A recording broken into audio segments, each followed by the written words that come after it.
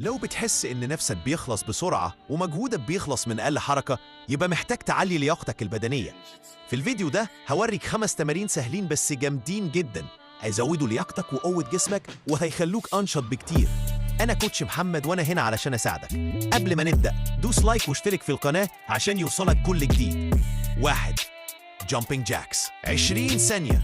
التمرين ده بيزود ضربات القلب، يسخن جسمك ويحرق سعرات بسرعة. 2. ماونتن كلايمرز 20 ثانية، بيشغل عضلات البطن والكور وكمان بيعلي الكارديو. 3. سكوات جامبس 20 ثانية، انزل سكوات واطلع بقفزة لفوق، يقوي رجلك ويحسن الانفجار العضلي. 4.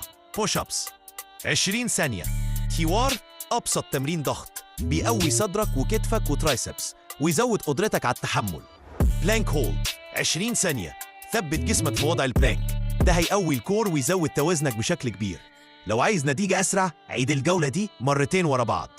جرب التمارين دي 10 دقايق بس كل يوم، وهتلاحظ فرق كبير في نفسك ولياقتك بعد أسبوعين. ما تنساش تعمل لايك وتشترك في القناة واستعد تبقى أقوى نسخة من نفسك.